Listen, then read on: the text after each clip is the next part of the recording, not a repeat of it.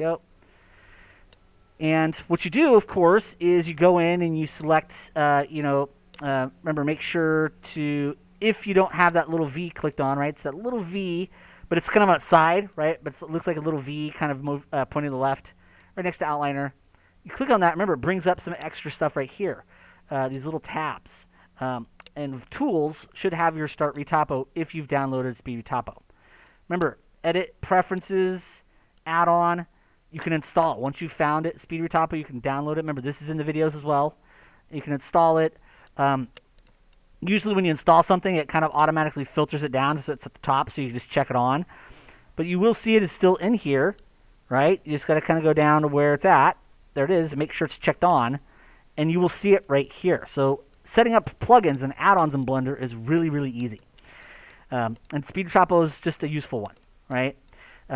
Now, in this case, we don't want to start because we've already done that, and I even kind of made these initially and then deleted those so they're separate objects, and then I joined them, right?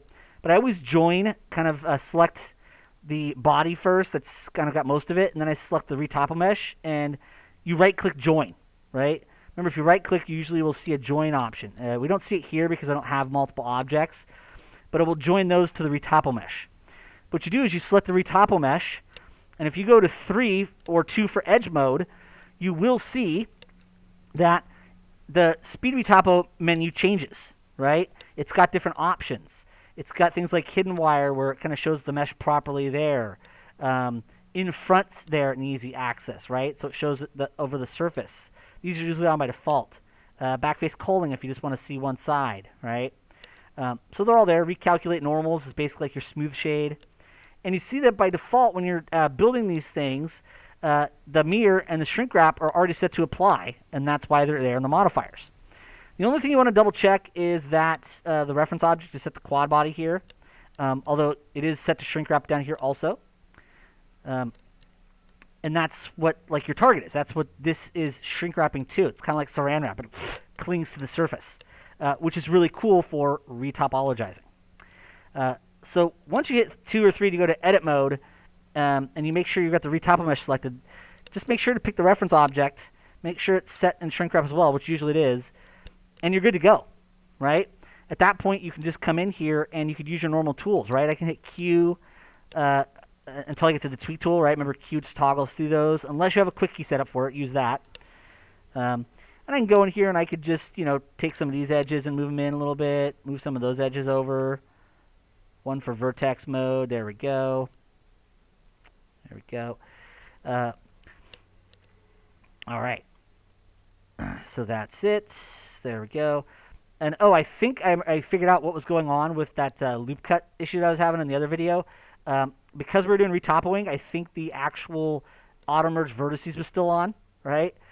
So if you ever get that where you're doing a loop cut and all of a sudden it's like, boom, the loop cut looks like it adds, but adds weird, make sure that this is off, right? Because there is an auto-merge vertices that's available, period, outside of this, right? So double check if your loop cut's ever doing weird stuff, make sure that's off. I'll take a look at that maybe later in the video.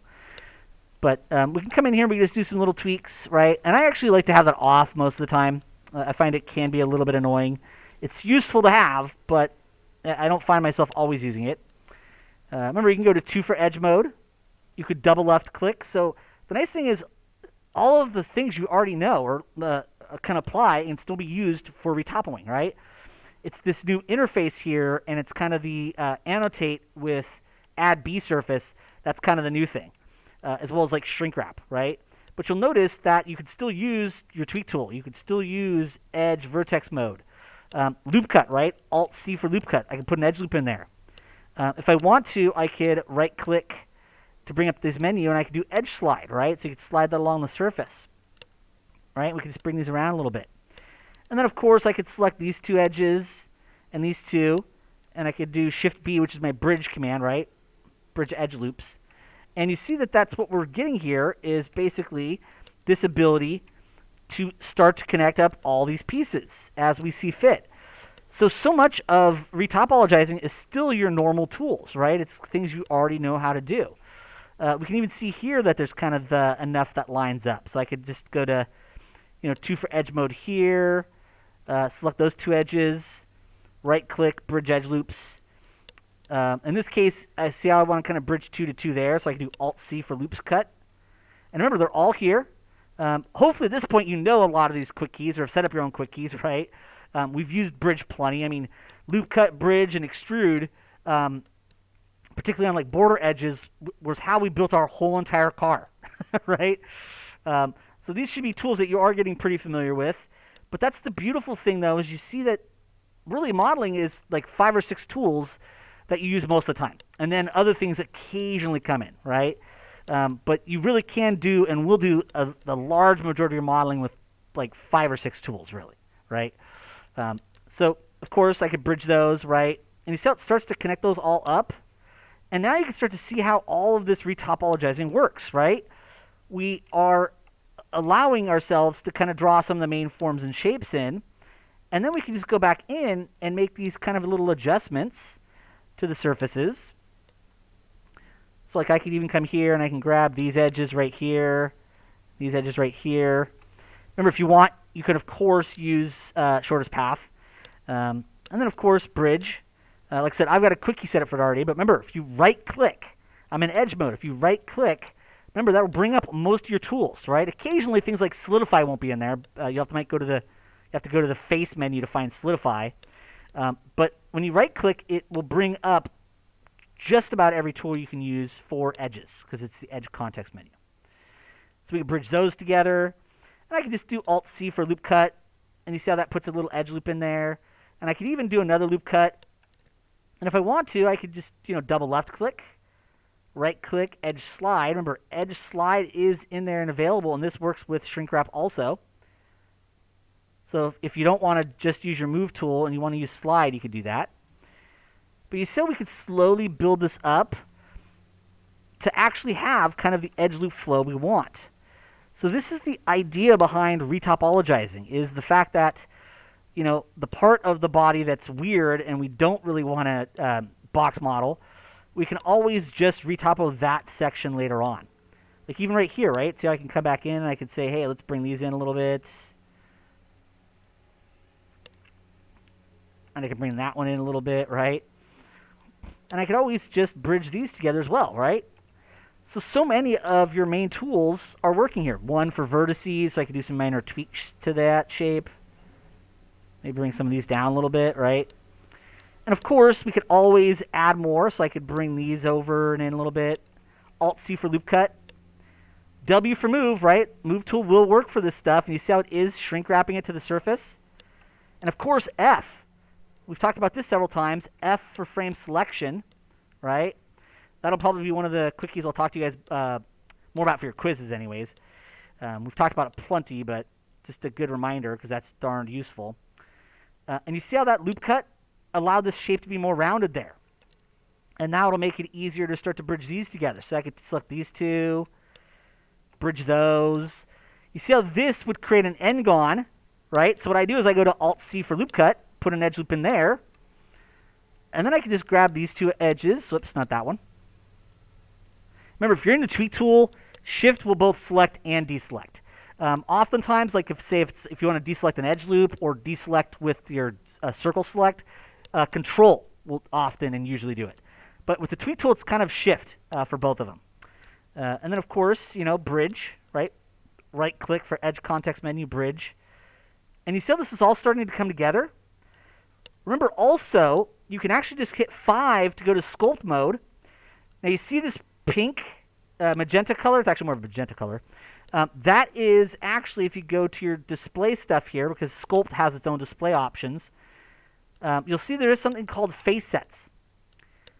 Those can be cool. They're kind of like saved selection groups inside of Blender for sculpting. They can be useful, but not right now. So if I've got my grab sculpt tool on, right? Remember, you could actually just move some of this stuff around to shape it better, but also Shift will smooth. And this can kind of allow you to kind of soften up some of those areas, right? Some of those areas kind of pull or pinch in weird ways. But remember, your grab tool is really just a move tool, right? You just kind of, and your brush size, of course, determines it as well. So you'll actually find that this could be a great tool for adjusting forms a little bit. I will find myself actually going in here to kind of move some stuff around where I want it to be better at. If I need to smooth an area out, I could do that. Remember, 5 is sculpt mode, right? Right here, 5. And of course, we can go back to 2 for edge. And it's once you start to really spend one more time with the little edit keys in industry compatible, it's brilliant. It's awesome. It's got a great workflow to it. But you see how much we've built and connected this up here now? And we're going to keep doing that, obviously. So we're going to be working on this for a good couple of days, right? We'll definitely see some more videos next week because it does take a little bit of time to build these in. But I can always kind of go back to here, and I could bring these in a little bit. And remember, 3 for faces, so you can always tweak faces as well, right? So you can just go between your 1, 2, and 3 for your different selection types. 2 for edge mode, I could double left click. W for move, right? That's our quiz today, move tool. Obviously, we've seen that quiz a bunch of times, but never hurts. But remember, your move, rotate, and scale tools work with this stuff also. And if I really wanted to still add a curve in here, remember, D for annotate. D is the quick key for your annotate pencil. It's right here. So it is in your kind of modeling, sculpting, Windows stuff right here. So when you're in edit mode, you'll see all these. It's right there. And of course, D toggles through. So there's a line one. There's a polygon one, which if I do the polygon one here really quick, you'll see it's kind of just allowing you to kind of draw it manually like that, which can kind of be cool, right? And then, of course, there's D. So if I hit Enter, that'll kind of stop it. And then D can go to the red one, and that's your erase. And so you can just go in here and kind of erase those guys if need be. So the annotate stuff's actually really, really cool, right? And of course, if I want to, I can just left-click drag to just draw a free curve here, right? And in this case, I don't want to add a ton. I could add one more here if I wanted to, because kind of. But remember, you want to draw it in the order outward. So I'd want to draw this one first, then this one, and then if I wanted another one, that one. So you kind of draw them outward, right, from whichever direction you're going. So if it's here, it'd be this way. And you also want to draw them from the same direction, right? So I say I kind of started up at the top there. There we go. And then, of course, I can hit Q to go back to my selection tools. And 1 for vertex. What I can do is I can select this vertex, and then this one down here. And remember, select menu has select link shortest path, right? And that selects those. And remember, since the reference is set to quad body, you can add a B surface, and what it does is it builds that together there. It does often turn it to flat shaded, so you do recalculate normals. And now you see that you were able to draw that in, right? So you still have access to those curves, the annotate brush, once you've done that join. You just want to make sure to be in edit mode to access it and make it so that it's all working for this kind of one environment. So as you work, you see how you can kind of keep adding it, and you see now we've got that in there, starting at that little arch. Alt-C for loop cut if I want to put a little bit of an extra edge loop in there. And we can easily start to kind of build that up. Now, in this case, I do want to show you kind of what's happening with that auto merge, right? So I'm going to save this really quick. I'm going to go to 4 for object mode, and I'm just going to turn on the quad gear. There we go. And I'll turn off retopo mesh. And one of the things we saw was in here, right? So you'll see if I go in here, and let me say maybe 2 for edge mode, double left click select that edge loop, or delete. Of course, I have quick keys like dissolve edges for it. Now you'll see if I do loop cut, you see that's working properly. So I totally brain farted the other day. That was still on because we were doing some retopologizing. And because of that, it wanted to merge this to the closest guys. So make sure that that is off when you're doing regular modeling, usually, right? So it was one of those things I just was totally like forgetting about it. And then I was like later on after class, I was like, oh, that's what was going on, which I know, but you know, sometimes it just happens where in the moment you're like, oh, what's going on? What's going on? So be aware that that will be on if your retopo stuff is on, right? So we're in here. All right, we'll select that guy, and when we're in this mode, auto merge will be on. And you see how that just turns that on? So just be aware. I myself don't like auto merge that much. I turn it on when I need it, and then I leave it off. But that should be good for today's video. And then tomorrow will be review, and then we'll do some more retopologizing next week.